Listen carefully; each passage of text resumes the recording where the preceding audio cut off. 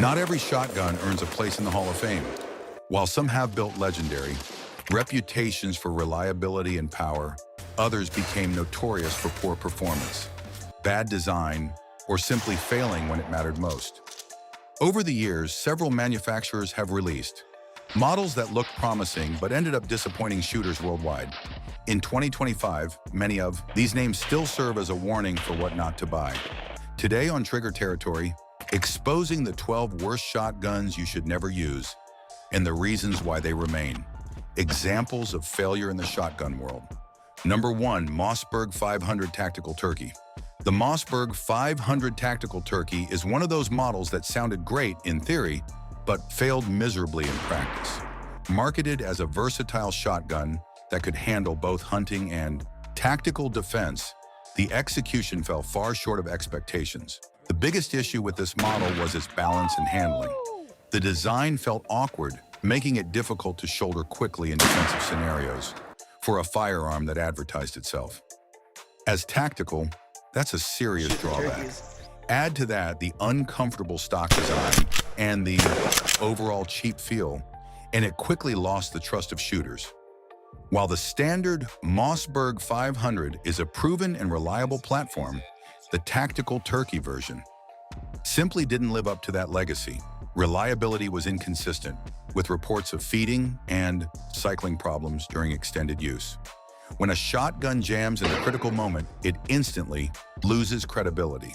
In 2025, the Mossberg 500 Tactical Turkey remains an example of how even trusted manufacturers can produce missteps. It's still remembered as a gun that promised far more than it actually delivered. For hunters and defenders alike, there are much better Mossberg models available, but this particular variant belongs on the list of worst shotguns ever released. Number 2, Remington 887 Nitro Mag. The Remington 887 Nitro Mag was introduced as a rugged, modern upgrade to the legendary 870 platform. On paper, it promised durability, corrosion resistance, and the ability to handle powerful 3.5-inch Magnum shells. In reality, it ended up being one of Remington's most disappointing products. The first problem was its unusual polymer overmolded finish. While intended to resist rust, it made the shotgun feel cheap and clumsy in the hands. Many shooters complained that it lacked the solid feel that made the 870 iconic. Worse, the action was rough, leading to jams, misfeeds, and constant frustration at the range.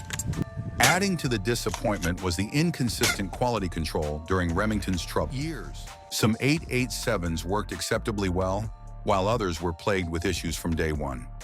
The shotgun quickly developed a reputation for being unreliable, which is the last thing you want in a tactical or hunting firearm. In 2025, the Remington 887 Nitro Mag is mostly remembered as a failed experiment. Instead of improving on the 870's legacy, it tarnished Remington's reputation and left shooters regretting their purchase. For those who need reliability above all else, the 887 Nitro Mag is the perfect example of what not to buy. Number 3, Mossberg 930 SPX. The Mossberg 930 SPX is a semi-automatic shotgun that entered the market with high expectations. Designed for tactical use and promoted as a reliable alternative to higher-end semi-autos, it initially gained strong interest. Unfortunately, the early models quickly showed why. It deserves a place on this list. One of the biggest issues was reliability. While some units functioned reasonably well, many users reported constant failures to feed and eject. For a semi-auto shotgun marketed for defense, this is unacceptable. Even small reliability concerns can mean the difference between success and disaster in a defensive scenario. Another problem was the inconsistent build quality. Mossberg, known for dependable pump actions like the 500 and 590 series, struggled to bring the same standard to the 930 SPX. Loose fittings, rough machining, and weak springs contributed to its unreliable reputation. The shotgun often required extensive tuning or aftermarket parts just to achieve acceptable performance. To be fair, later versions improved somewhat, but the damage to its reputation was already done. In 2025, shooters still view the early Mossberg 930 SPX models as a clear warning. Don't trust marketing hype without proven results. If you want a Mossberg for defense, the 590A1 is a much better option. The 930 SPX, despite its potential, remains an example of a shotgun that overpromised and underdelivered. Number 4. Franchi SAS12. The Franchi SAS12 is one of the most famous shotguns ever made, thanks to movies and video games. Its futuristic design and ability to switch between pump action and semi-automatic operation made it look like the ultimate tactical firearm.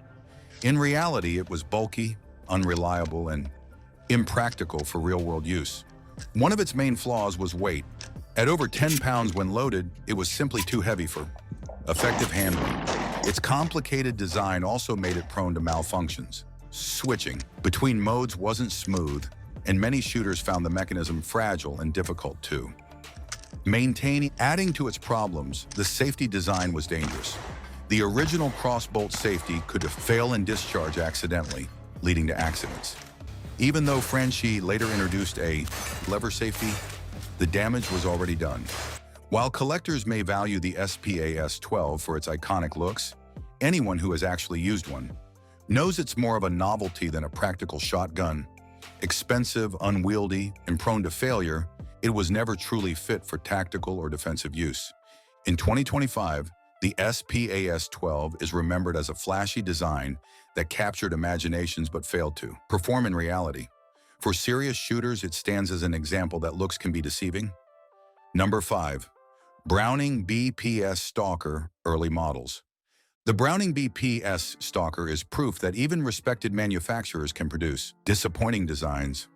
While later models improved, the early versions had enough flaws to earn a place on this list.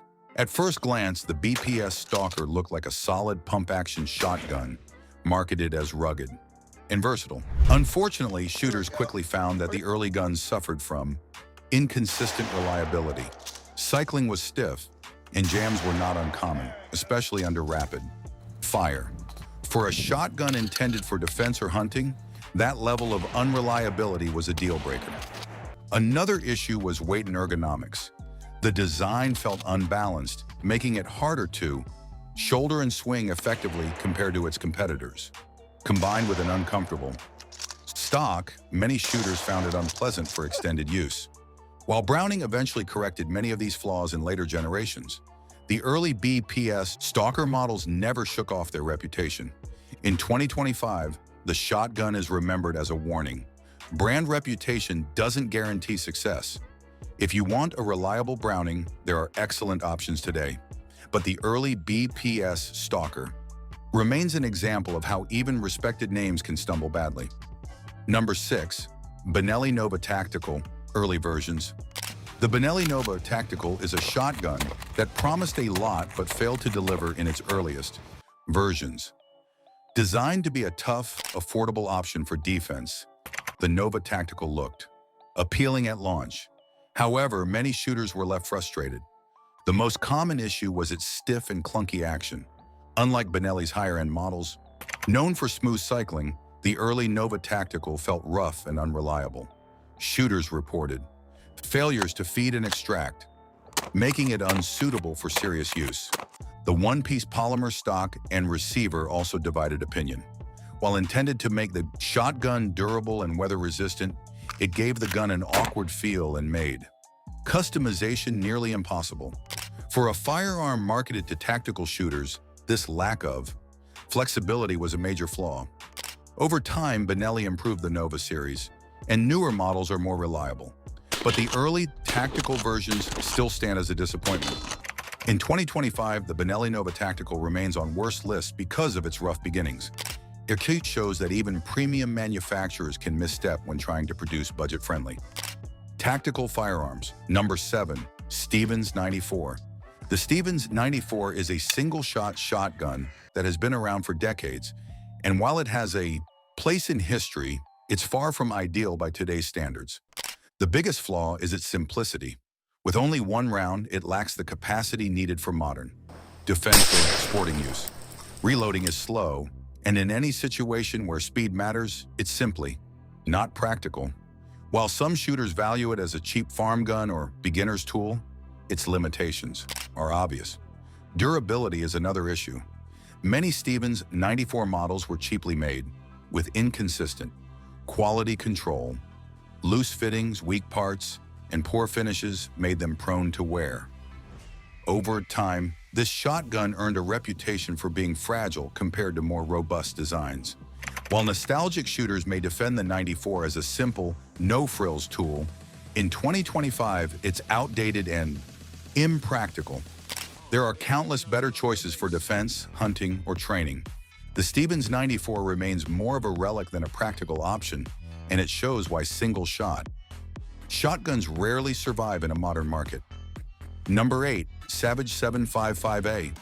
The Savage 755A is an old semi-automatic shotgun that aimed to provide affordable performance, but instead became known for reliability issues.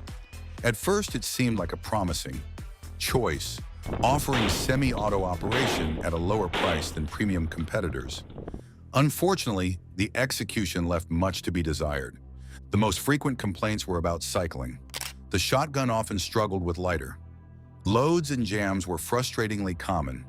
Its gas system was underdeveloped, making it inconsistent and requiring frequent maintenance to run smoothly. Build quality was another weakness. The 755A lacked the refinement of better-made semi-autos with rough machining and poor finishes. Parts were prone to wear and replacement. Components were not always easy to find. For shooters, this meant that keeping the shotgun functional required more effort than it was worth. By modern standards, the Savage 755A is completely obsolete. In 2025, it serves mainly as a reminder of how far shotgun engineering has advanced. Collectors may keep them for nostalgia, but as a functional firearm, it's one of the worst options still floating around. Number 9. Winchester 1200 Defender. The Winchester 1200 Defender was once marketed as a fast-cycling pump-action shotgun, but time has revealed its flaws. Launched as a competitor to the Remington 870 and Mossberg 500, it never managed to achieve the same reputation for reliability. The biggest issue was durability. The 1200 used an aluminum receiver instead of steel, which made it lighter but also weaker. Over time, heavy use caused wear and looseness in the action. Compared to the rugged Remington 870, the Winchester felt cheap and less trustworthy. Another problem was parts availability. As production ended, finding replacement components became increasingly difficult. Shooters who relied on the 1200 Defender often discovered that maintaining it long-term was a serious hassle. While it had a reputation for being fast to cycle, speed means little if the shotgun can't stand up to hard use. In the long run, the 1200 was overshadowed by more reliable competitors. In 2025, the Winchester 1200 Defender is remembered as a shotgun that looked good on paper, but failed to earn lasting respect. For collectors, it may be an interesting piece of history, but for practical use, it belongs firmly on the list of worst shotguns. Number 10. Remington Spartan 453.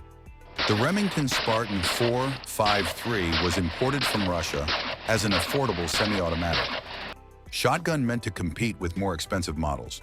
Unfortunately, it quickly gained a reputation for being clunky and unreliable. The Spartan 453's action was its biggest flaw. Cycling was often rough and inconsistent, especially with lighter loads. Many shooters experienced frequent jams, turning what was marketed as a budget-friendly semi-auto into a constant source of frustration. In defensive scenarios, that kind of failure is unacceptable. Build quality also left much to be desired. The finish was crude, the stock felt cheap, and overall, fit and finish were below the standards expected from Remington-branded firearms. Shooters felt like they were buying a cut-rate product with Remington's name stamped on it. While some enthusiasts appreciated its low cost, most agreed the Spartan 453 wasn't worth the hassle. Even at its budget price point, it failed to deliver value. In 2025, the Spartan 453 is remembered as one of Remington's more embarrassing decisions. Instead of providing shooters with an affordable workhorse, it gave them a shotgun plagued by issues. Today, it serves as a reminder that low price doesn't always mean good value. Number 11. Ithaca Mag 10 Roadblocker. The Ithaca Mag 10 Roadblocker is one of the most unusual shotguns ever released, but its flaws far outweigh its uniqueness. Designed in the late 1970s as a massive 10-gauge semi-auto, it was marketed for law enforcement use. In reality, it was heavy, awkward, and incredibly impractical. Weighing over 11 pounds unloaded, the Roadblocker was simply too large to be effective for defense.